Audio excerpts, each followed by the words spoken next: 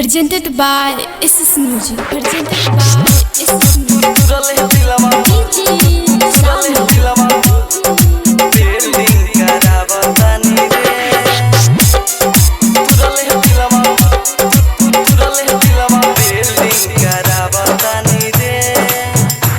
लोहा सारी में सुन प्यारी हो तोरे चलते भातिया के सुन गावतानी रे तुरले दिलवा बिल्डिंग करावतानी रे तुरले दिलवा बिल्डिंग करावतानी रे लोहा सारी में सुन प्यारी हो तोरे चलते आके भाती सुन गावतानी रे तुरले दिलवा बिल्डिंग करावतानी रे तुरले दिलवा बिल्डिंग करावतानी रे।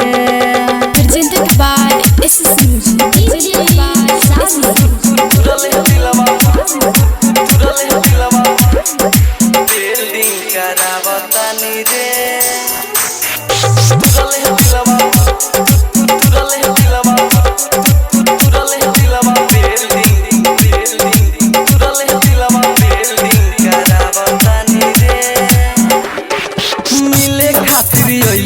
थमावतारे काटे रे जी करबे दीवाना के सारा भेरे मिले खातिर होइले थमावतारे काटे रे जी करबे दीवाना के सारा तोहसे साजिला मम्मी पापा के गोड़दारी धके रोज मनावतानी रे तुरले दिलवा बिल्डिंग करावतानी रे तुरले दिलवा बिल्डिंग करावतानी रे। Presented by SS Music. Presented by Sabi. तुरले दिलवा बिल्डिंग करावतानी रे तुरले दिलवा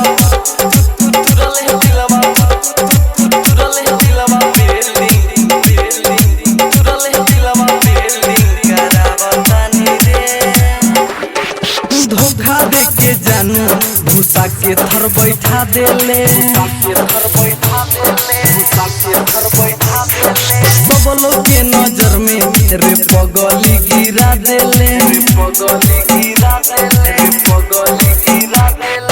धोखा दे के जानू भूसा के थर बैठा देले सब लोग के नजर में रे पगली गिरा देले सिकंदर से पवन बात बिगड़ल बा हैंडल करावतानी रे तुरले दिलवा बिल्डिंग करावतानी रे तुरले दिलवा बिल्डिंग करावतानी रे।